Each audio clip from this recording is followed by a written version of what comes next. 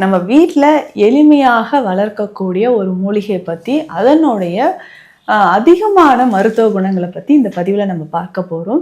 அதுதான் ஓமவல்லி, கற்பூரவல்லி அப்படின்னு சொல்லக்கூடிய.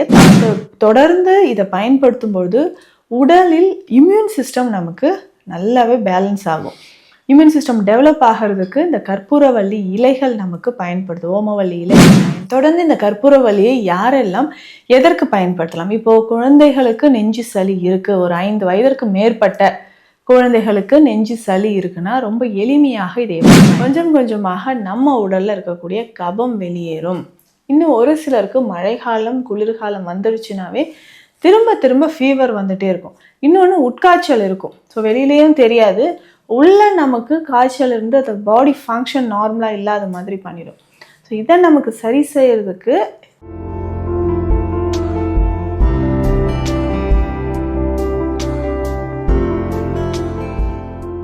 வணக்கம், நான் doctor Nithya, Siddha physician.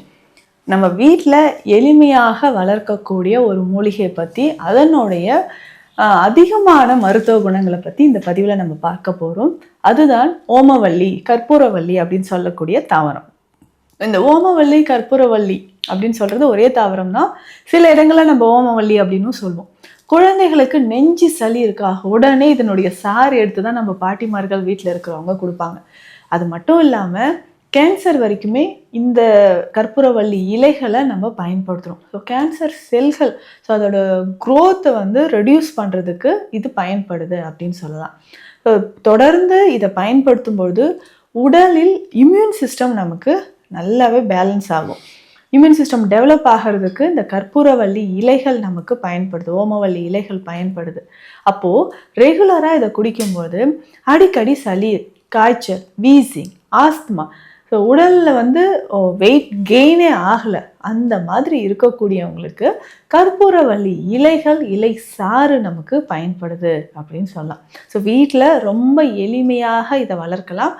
So இதில் சூப் மாதிரியோ கஷாயம் மாதிரியோ தைலமாகவோ இந்த கற்பூரவல்லி நமக்கு பயன் தருது.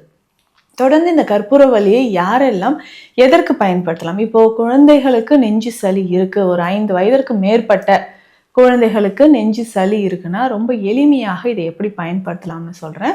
ஒரு 5 கற்பூரவல்லி இலைகளை நம்ம எடுத்துக்கணும். ஸோ எடுத்து இதிலிருந்து சாறு எடுக்கணும். எப்படின்னா அம்மியில் அரைச்சி எடுத்துக்கலாம்.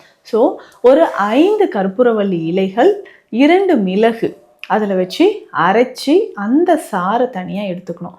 இந்த சாறு குழந்தைகளுக்கு ஒரு 10 ml தினந்தோறும் நம்ம கொடுத்துக்கிட்டே வரணும். ஸோ தினந்தோறும் கொடுக்கும் பொழுது நம்ம உடலில் இருக்கக்கூடிய கபம் வெளியேற ஆரம்பிக்கும். கபம் அதிகமாச்சுன்னா என்ன ஆகும்? நுரையீரலில் சளி தேங்குறது, மூச்சு விடுறதுக்கு சிரமம் சொல்லுவாங்க, தலைவலி இருக்குது. ஸோ இந்த மாதிரி பிரச்சனை இருக்கும். ஸோ என்ன, நம்ம கபம் அதிகமாகுதுன்னா நம்ம செய்கிற விஷயம்தான். எப்போவுமே ஏசி ரூம்லேயே இருக்கிறது என்ன பண்ணோம், அது நமக்கு ஹீட்டாக கன்வெர்ட் ஆகி அது கபமாக மாற வாய்ப்பு இருக்குது. அப்போ தலையில் நமக்கு கபம் ஏறும். ஸோ நிறைய பேர் சொல்லுவாங்க, ஆஃபீஸில் நான் உட்காந்துருக்கேன், எனக்கு தலைக்கு மேலேயே தான் ஏசி இருக்குங்க, ஸோ சென்ட்ரலைஸ்ட் ஏசியை ஒன்றுமே பண்ண முடியாது. ஸோ கபம் உடலில் சேர ஆரம்பிச்சிடும். அப்போது அந்த கபத்தை வெளியேற்றணும் அப்படின்னு சொன்னால் அதுக்கு முக்கியமான ஒரு வழிமுறை, எப்போவுமே சளி இருக்குன்னா நம்ம மாத்திரையை போட்டு போட்டு நம்ம சப்ரஸ் பண்ணக்கூடாது. அதோட சைடு எஃபெக்ட்ஸும் உடலில் அதிகமாகிட்டே போயிடும். அப்போ அதை தவிர்க்கிறதுக்கு நம்ம என்ன பண்ணணுன்றதை பார்க்கலாம். அதை தவிர்க்கிறதுக்கு ரொம்ப சிம்பிளாக நம்ம ஃபாலோ பண்ண வேண்டியது இந்த கற்பூரவல்லி தான். அடல்ட்ஸ் என்ன பண்ணலான்னா இது கஷாயம் மாதிரி குடிக்கலாம், கொஞ்சம் கார்ப்புத்தன்மையோட. ரொம்ப சிம்பிளாக இது ஒரு 10 இலைகள் எடுத்து ஒரு 3 கிளாஸ் தண்ணீரில் போட்டுருணும். போட்டுட்டு இதில் திப்பிலி பொடி, ஸோ திப்பிலின்னு சொல்லக்கூடிய மூலிகை நம்ம பேரை கேட்டாலே என்ன ஆகும், ரொம்ப காரத்தன்மை, மிளகை விட 10 மடங்கு காரம் இதில் இருக்கும்.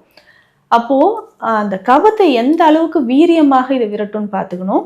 இதில் ஒரு 3 சிட்டிகை தான் திப்பிலி பொடி சேர்க்கணும். ஸோ இப்போ ஒரு 10 இலைகளை போட்டு தண்ணீரில் போட்டிருக்கோம், 3 சிட்டிகை அளவு திப்பிலி பொடி இதில் சேர்த்துட்டு ஒரு 4-5 மிளகு போதும், நல்லா கொதிக்க வைக்கணும். கொதிக்க வச்சு ஒரு 80லேருந்து 100 ml வந்த பிறகு இதை ஃபில்டர் பண்ணிவிட்டு தேன் கலந்து எடுத்துக்கணும். ஸோ தேன் ஒரு 1/2 ஸ்பூன் போதும். இந்த கஷாயம் அடல்ட்ஸ், பெரியவர்களுக்கு, ஸோ 15-18 வயதிற்கு மேற்பட்டவர்கள் நாட்பட்ட நெஞ்சு சளி இருக்குன்னா தாராளமாக இந்த மாதிரி கஷாயத்தை குடிக்கலாம்.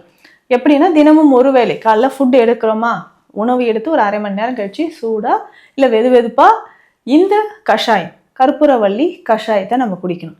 ஸோ இந்த மாதிரி குடிக்கும்பொழுது உடலில் இருக்கக்கூடிய கபம் நமக்கு கொஞ்சம் கொஞ்சமாக குறைஞ்சிக்கிட்டே வர்றதை நம்ம பார்க்க முடியுது. அப்போ கபம் குறைய குறைய என்ன ஆகுனா மூச்சு நல்லா ஃப்ரீயாக விட முடியுது. இது வந்து பெஸ்ட்டு எக்ஸ்பர்டோரண்ட். ஸோ இந்த கற்பூரவள்ளின்னு சொல்கிறது நெஞ்சுக்குள்ளே இருக்கக்கூடிய நாட்பட்ட தேங்கி இருக்கக்கூடிய இன்ஃபெக்ஷன் சிவியராக இருக்கக்கூடிய சளியை வெளியேற்றுவதற்கு இந்த கற்பூரவள்ளி பெஸ்ட் எக்ஸ்பர்டோரண்ட். நிறைய எக்ஸ்பர்டோரண்ட் மூலிகை இருக்குது. அதில் பெஸ்ட்டு அப்படின்னு பார்த்தோம்னா இந்த கற்பூரவள்ளி ஈஸியாக நம்ம நெஞ்சில் இருக்கக்கூடிய சளியை இது வெளியேற்றுது. இன்னும் முக்கியமாக பார்த்தோம்னா இந்த கற்பூரவள்ளி தைலம், இந்த தைலம் எப்படி பயன்படுத்துறது, யாரெல்லாம் பயன்படுத்தலாம்னு பார்க்கலாம். நெஞ்சில் சளி இருக்குங்க, கொர்றன்னு நைட்டெல்லாம் இழுக்குது, வீசிங் சிவியராக இருக்குன்னு சொல்லுவாங்க. ஸோ இதனால் ப்ரீத்திங்கை நம்மளால் விட முடியாது. வாயை திறந்து தான் மூச்சு விடுறேன், ரொம்ப ஷாலோ ப்ரீத், டீப் ப்ரீத் கூட என்னால் பண்ண முடியல, ஷாலோ ப்ரீத் பண்ணுறேன் அப்படின்னு சொல்லுவாங்க. அந்த மாதிரி நபர்களுக்கு நம்ம என்ன பண்ணலான்னா, ஸோ ரெகுலராக இதை வந்து நம்ம யூஸ் பண்ணிக்கிட்டே வரலாம். ஸோ கற்பூரவள்ளியை நம்ம பயன்படுத்தும் பொழுது கொஞ்சம் கொஞ்சமாக நம்ம உடலில் இருக்கக்கூடிய கபம் வெளியேறும். இன்னும் ஒரு சிலருக்கு மழைக்காலம் குளிர்காலம் வந்துடுச்சுனாவே திரும்ப திரும்ப ஃபீவர் வந்துகிட்டே இருக்கும். இன்னொன்று உட்காய்ச்சல் இருக்கும். ஸோ வெளியிலேயும் தெரியாது, உள்ள நமக்கு காய்ச்சல் இருந்து அந்த பாடி ஃபங்க்ஷன் நார்மலாக இல்லாத மாதிரி பண்ணிடும். ஸோ இதை நமக்கு சரி செய்கிறதுக்கு கற்பூரவள்ளி பயன்படுது. இந்த தைலம் எப்படி, ரொம்ப சிம்பிள். இந்த கற்பூரவள்ளி இலைகளை தண்ணீர் சேர்க்காமல் நல்லா அரைச்சிடணும். இதுலேயே தண்ணீர் சத்து இருக்கும்.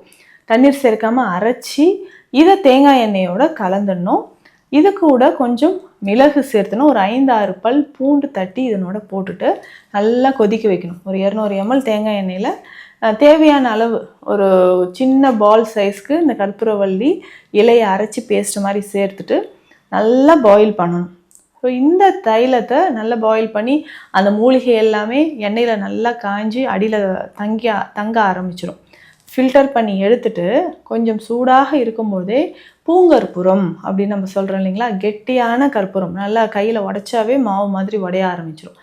அது வந்து ஒரு சின்ன பீஸ் சூடாக இருக்கும்போதே இதில் அப்படியே உடச்சி தூவி விட்டுட்டு மூடிடணும். மூடின பிறகு சூடு ஆறின பிறகு நல்லா ஒரு ஏர்டைட் கண்டெய்னரில் போட்டு ஃபில் பண்ணிவிட்டு ரெகுலராக இதை நம்ம யூஸ் பண்ணணும். இருமல், சளி, குழந்தைகளுக்கு நெஞ்சு இருமல், இம்யூனிட்டி ரொம்ப குறைவாக இருக்குது, இந்த மாதிரி பிரச்சனை இருக்கிறவங்களுக்கு இந்த தைலம் ரொம்ப பெஸ்ட். தலைவலி இருக்கா பயன்படுத்தலாம். நெஞ்சு சளி, தொண்டை கரகரப்பு, இந்த மாதிரி பிரச்சனை இருக்கிறவங்களுக்கு தாராளமாக இதை பயன்படுத்திட்டு வரலாம். ஸோ ரெகுலராக இதை நம்ம பயன்படுத்தும்போது நெஞ்சு பகுதி சளி நமக்கு குறையும். தொண்டை கரகரப்பு, தைராய்டு பிரச்சனைனால தைராய்டு கிளாண்டு வீக்கம் இருக்குன்னா அது சரியாகிறதுக்கும் நமக்கு இது பயன்படுது. ஸோ இந்த மாதிரி கற்பூரவள்ளி அப்படின்னு சொல்கிற ஒரு அற்புத மூலிகை மிகுந்த மருத்துவ குணங்கள் நிறைஞ்சது. இந்த கற்பூரவள்ளியை நம்ம வீட்டிலே மாடி தோட்டத்தில் அழகாக நம்ம வளர்த்துட்டு வரலாம். ஒரு சின்ன செடியை நீங்கள் வச்சிங்கனாவே அது அப்படியே படர்ந்து வளர ஆரம்பிச்சிடும். நிறைய மருத்துவ குணங்கள் இதில் இருக்குது.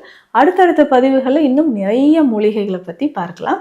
ஸோ உங்களுக்கு மருத்துவம் தொடர்பான சித்த மருத்துவ ஆலோசனைகள் தேவைப்பட்டால் ஸ்க்ரீனில் இருக்கிற நம்பருக்கு காண்டாக்ட் பண்ணுங்கள். நன்றி.